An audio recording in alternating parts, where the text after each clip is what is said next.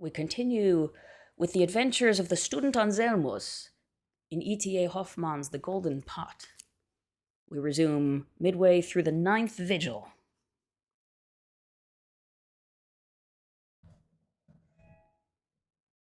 At noon, walking through the archivist's conservatory, Anselmus was astonished that the objects there should ever have seemed to him so strange and wondrous. He could see nothing but ordinary potted plants, various kinds of geraniums, myrtle bushes, and so forth. Instead of the brilliantly colored birds that had teased him in the past, there were only a few sparrows fluttering to and fro, which made an unintelligible and unpleasant noise on catching sight of Anselmus. The blue room also looked quite different, and he could not understand how the garish blue color and the unnatural golden trunks of the palm trees with their shapeless gleaming leaves could have appealed to him for 1 minute. The archivist looked at him with a curious, ironic smile and asked, "Well, how did you enjoy the punch yesterday, my good Anselmus?" "Why, I myself was among the company. Didn't you see me?" "What silly rubbish the archivist talks," said the student Anselmus to himself, sitting down at the table to begin copying the manuscript, which the archivist, as usual, had spread out before him. But on the roll of parchment, he saw such a jumble of crooked lines and curlicues, which bewildered the eye without giving a moment's respite, that it seemed well-nigh impossible to copy. Indeed, as he surveyed it all, the parchment seemed only to be a lump of marble with colored veins, or a stone with patches of moss. Nevertheless, he was resolved to do all he could, and cheerfully dipped his pen in the inkwell. But the ink would not flow. He impatiently pressed the pen, and, oh heavens, a big blot fell on the original. From the blot, with a hiss and a roar, came blue lightning, which coiled its way through the room, crackling as it went, until it reached the ceiling. A thick cloud of steam gushed from the walls.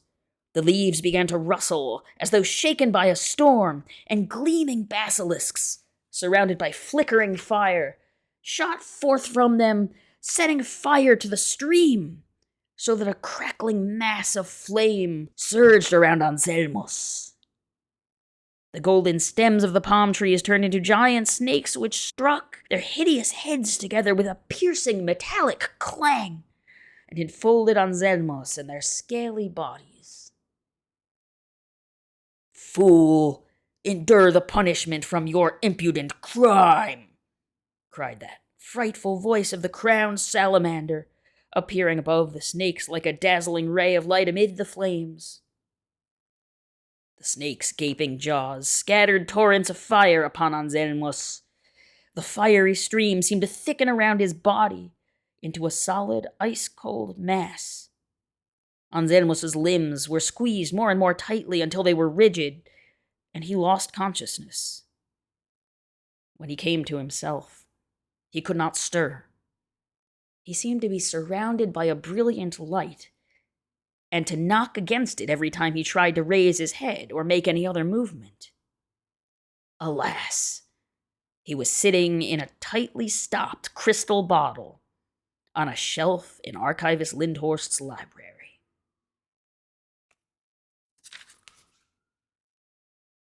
And now, one of my favorite passages in romantic fiction, the 10th vigil of E.T.A. Hoffmann's The Golden Pot, or rather the beginning of it. The sufferings of the student Anselmus in the glass bottle. Happy life of the sixth formers and solicitors' clerks. The battle in the Archivist Lindhorst's library.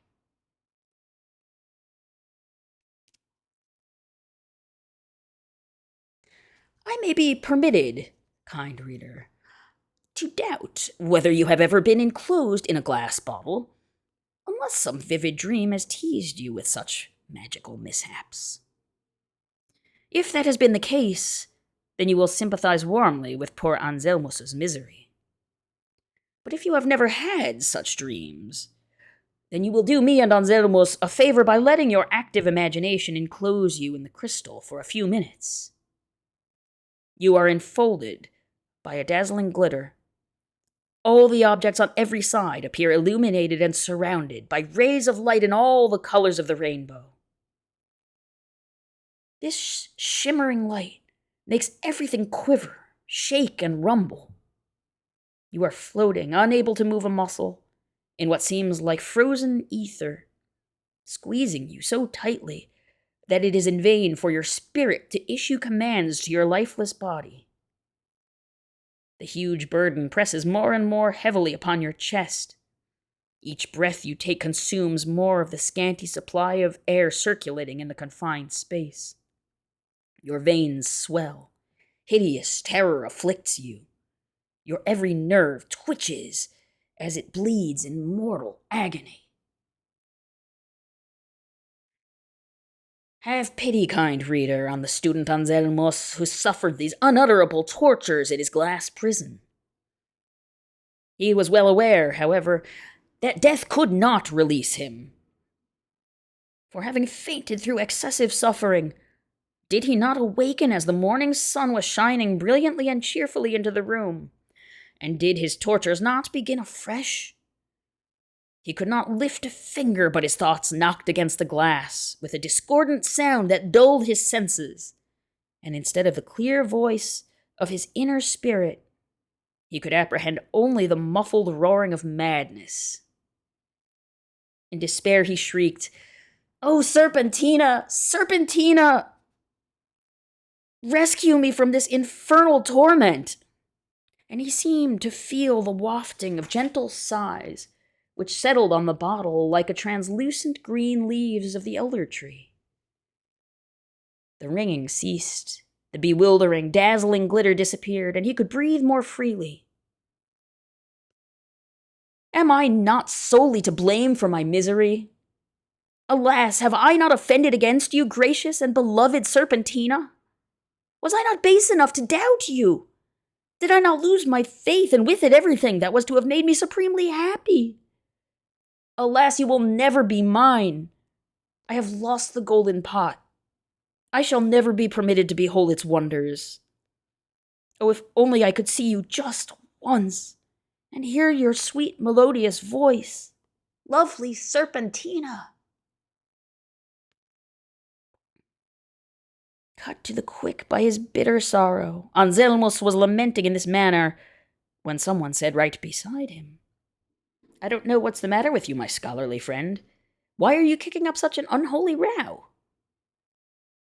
Anselmus realized that there were 5 more bottles standing next to him on the same shelf, and in them he perceived 3 sixth formers from the cross school and 2 solicitor clerks. "Gentlemen," he exclaimed, "companions in misfortune! How can you possibly be so calm as your cheerful faces show? You are confined in glass bottles just as I am, and can't move a muscle, nor even have a sensible thought without a dreadful ringing and clanging, and without feeling as if your heads were spinning. But I don't suppose you believe in the salamander and the green snake." "You must be raving, my scholarly friend," replied one of the sixth formers. "We have never been so well off as we are now, thanks to the silver thalers which the mad archivist paid us for copying out his strange squiggles. We don't have to learn any more Italian choruses. Now we can go every day to Joseph's bar, stare the occasional pretty girl in the face, and sing Gaudeamus igitur, just like real students. We're having the time of our lives." "The gentlemen are quite right," put in a solicitor's clerk.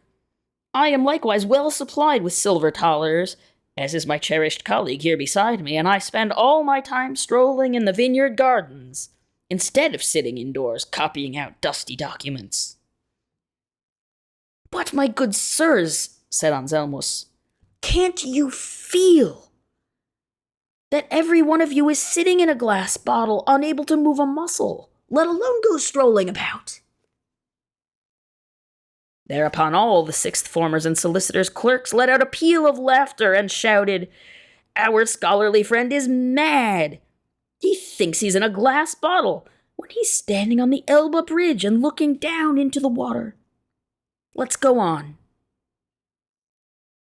Alas, sighed the student, they have never beheld the lovely Serpentina, and they have no inkling of freedom and life in faith and love. That is why they do not feel the pressure of the prison to which the salamander confined them, because of their folly and mean-spiritedness. But I, wretch that I am, will perish in misery and disgrace, unless I am rescued by her, whom I love so inexpressibly.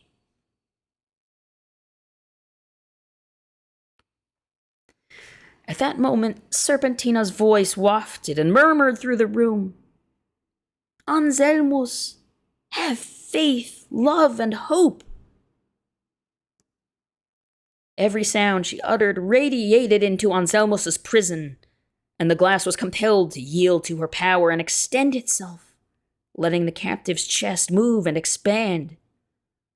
His situation became steadily less agonizing, and he realized that Serpentina still loved him, and that it was she who was making his confinement in the glass bearable.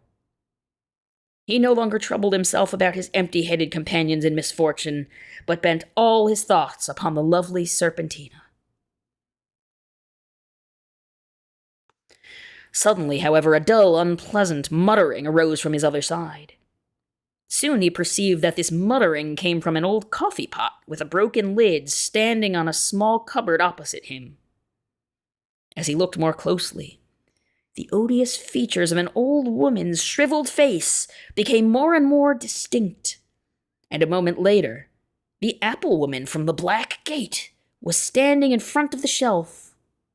Grinning and laughing in his face, she cried in her harsh voice, "Well, well, my lad, you must be patient. Into glass you shall pass. Didn't I foretell this long ago?" "Jeer and fleer as much as you like, you damned old witch," said Anselmus. "You are to blame for everything, but the salamander will catch you, you nasty mangelwurzel." I'll leave us here to look up what a mangelwurzel is.